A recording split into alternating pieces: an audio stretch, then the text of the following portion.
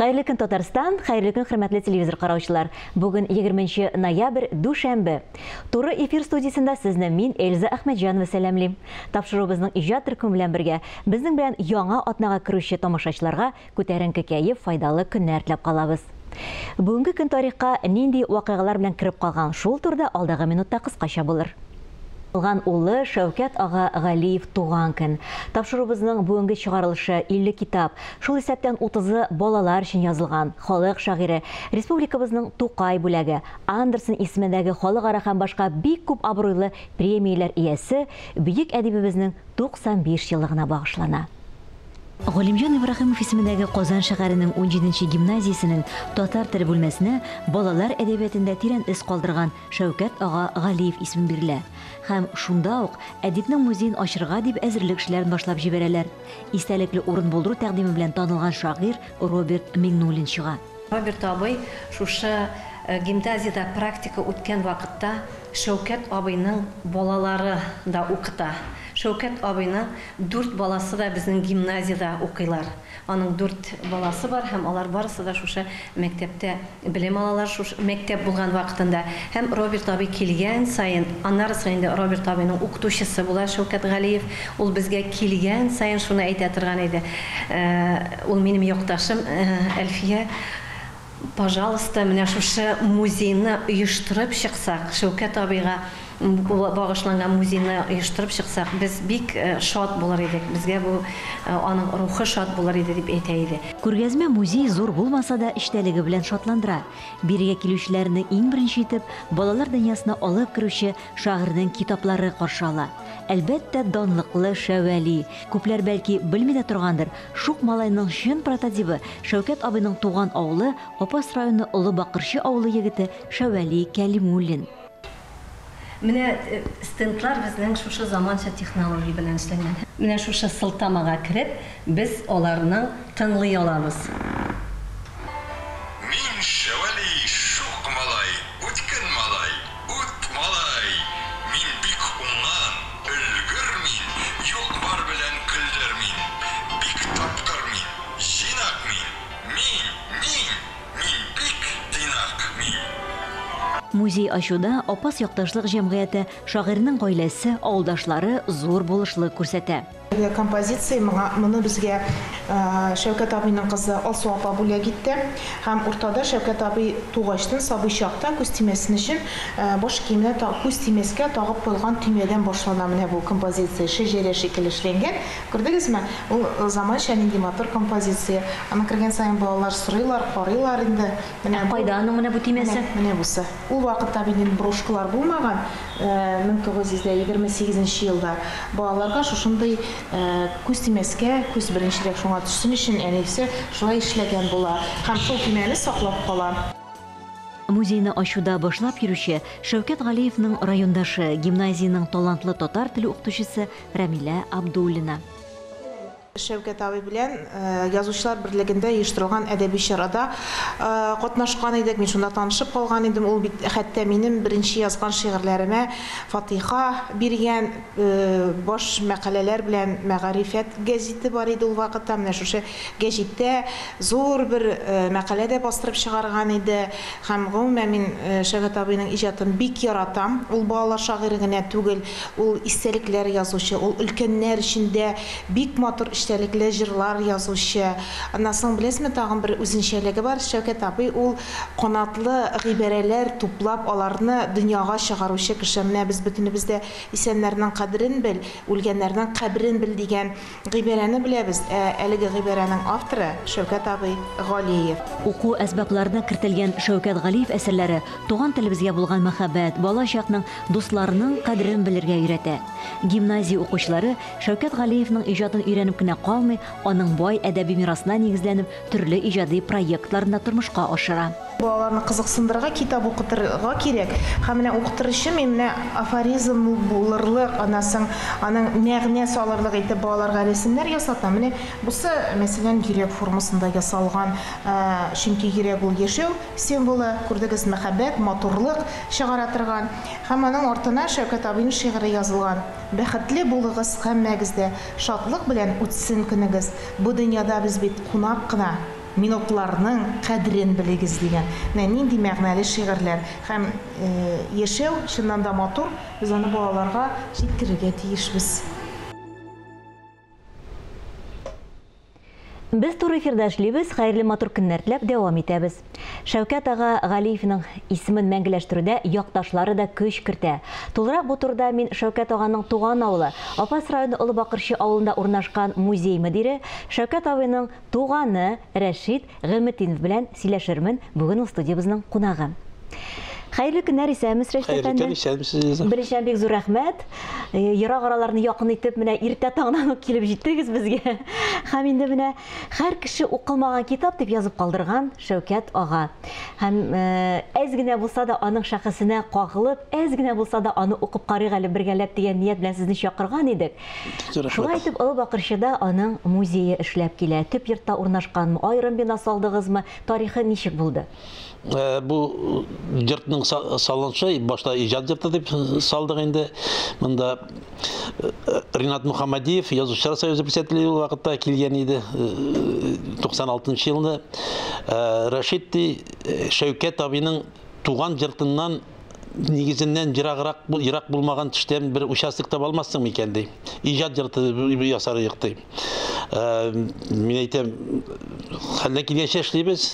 Ул киткәннән соң анда бер пажма бар иде, пажма дип сөйлибез инде, нигез бар иде. Шул нигезне хуҗаларыннан сорап алып, рөхсәт белән сатып алдык та, шунда финский йорт кайтарып утырттык. Шуны илгерттек.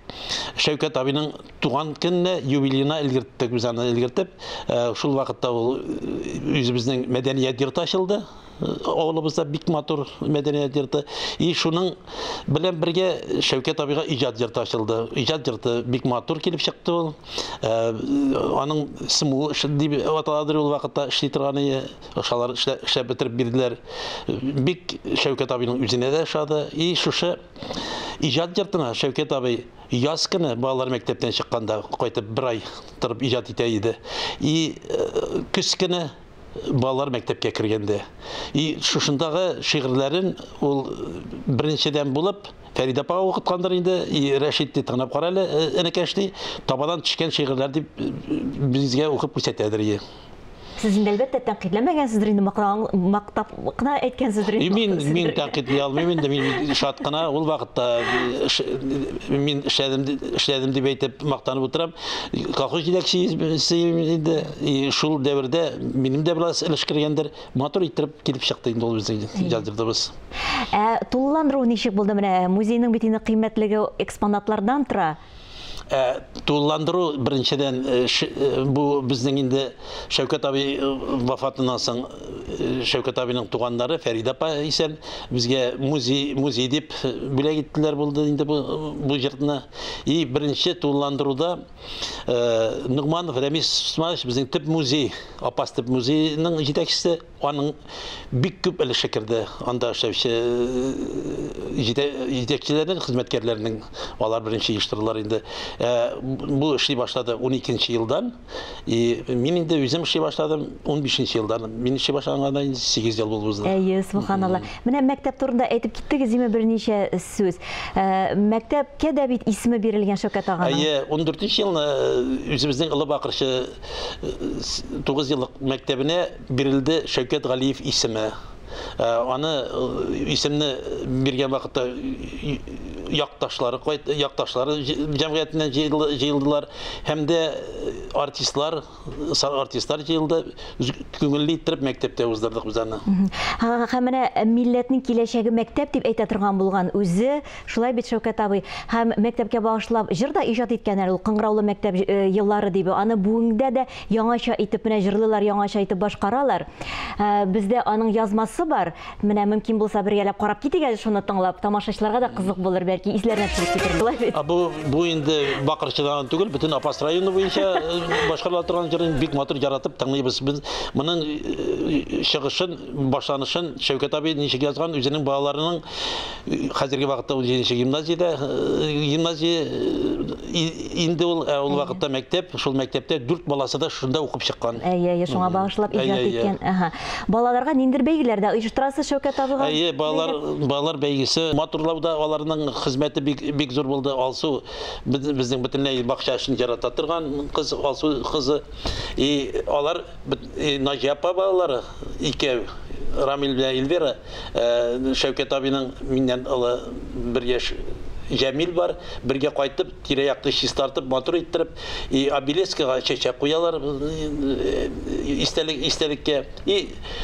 Бабалары вафат булган каберлекләр улы Бакырчыда, шул каберлеккә кирип зират кылалар.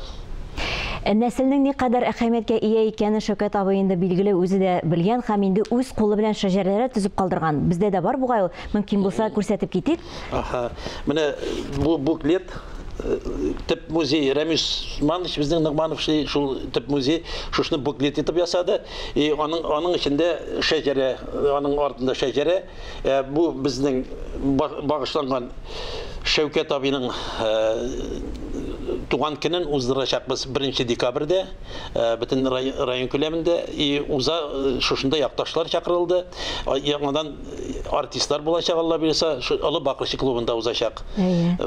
Шушы буклетта шушының чаралары, нинди чаралар узачагын берәм нинди тасвирлап язылган. Иҗатын үз иткән, яраткан, якташларыбызны чакырып калабыз. Алла бирсә. Туган ягын менә бу Олы Бакырчы авылын ул шигъри юлларга да керткән, шигъри юлларга да салган, битараф булмаган, кайтып та йөргән, яраткан дисез, һаман менә бу туган ягын, туган нигезен күңелендә йөрткән. Шигъри юлларында укып китсәк. Бер генә җолны укып узым әле. Минем Олы Бакырчым, ата-бабам нигезе, сагынсак, чабудан тартып, кайтарасың син безне. Түздең, эзләр изелгәндә, кылакларны бырмадың, төшләремә кирип тордың, истән чыгып тормадың. Бу түздең дигән сүздән мин әйтмәкче булам, берникадәр вакыт Шәүкәт абый ничектер авыл белән дә, район белән дә изелеп торды. Бу изелеп торганны жалгап җибәрүчесе әлеге дә баягы үзебезнең Нигъманов Рамис Усманович булды. Ничек булды? Туфан Миңнуллинның туган көне юбилейына чакырылган булган Рамис Усманович та Камскига, тип йортка. Шунда Роберт Миңнуллин искә төшерә. Сездә дә бит Рамис шушылай эшләп була. Анда асфальт кергән, матур иттереп җиһазланган, төп нигезен әйтәйин, урамнарында асфальт, бездә ул вакытта асфальт юк.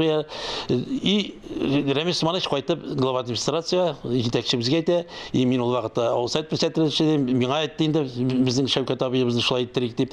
Нәтиҗәдә 98 бу инде безнең 85 еллыгын 80 еллыкларын уже Олы Бакырчыда уздырдык. Шулай итеп Шәүкәт абый якынайды Олы Бакырчыга, шушы кылакны бырмадың дигән мин мәгънәсе шулдыр дип аңлыйм мин. Аңлашылды. Менә кызганыч, тагын да сөйләшеп утырыйк, ләкин вакытыбыз менә шулай бетеп китте бит. Сезгә менә тагын бер кат бик зур рәхмәт әйтәсебез килә. Сезгә, Рамис абый Нигъмановка, безнең инде шулай район җитәкчеләребезгә Шәүкәт абыйның исемен мәңгеләштерүдә өлеш керткәнегез өчен. Миңа калса, аның исеме бер кайчан да онытылмаячак. Әле шунда әйтәсе килгән иде менә бу Шәвәли, ул аның оныклары да, аның дәвамчылары да исән бит әле. Менә алдан менә яңалыклар тапшыруын алып баручы Ания Шәвәлинең оныгында кияүдә икән бит. Тормыш ничек менә түгәрәк? Ул бик кызык килеп чыкты, бик приятно. Безнең бу бәйрәмнәр Апас районының һәрбер мәктәбендә, детсадында кадәр уздырылды. Менә безнең Олы Бакырчыда шимбә көнлегенә узган мәдәният йортында, библиотекада узды инде, Гүзәл Мустаким уздырды. Шул вакытта даже буклетта ясап куйган ул үзе. Моны Пушкинский картага бәйләп уздырды. Менә шулай бик матур килеп чыкты. Шулай итеп апасының балалар бакчасына хәлдә эшләнде. Башкардылар булар. Анда да мин катнашырга мөмкинчелегем булды. Бик шаттым, бик рәхмәт. Ярый, исән сак кайтып җитегез. Шәүкәт абыйның иҗаты мәңге яшәсен. Аның менә бу матур афоризмнары шулай мәңге яңгырап торсын. Мөмкин булса, тапшыруыбызны Шәүкәт Галиевның шигъри юлларына иҗат ителгән популяр җыр белән тәмамлыйсыбыз килә. Һәр көнегезне матур фикерләрдән генә башлагыз дип, исән имин булыгыз дип, мин Эльза Әхмәтҗанова сезнең белән иртәгә кадәр сау булашам.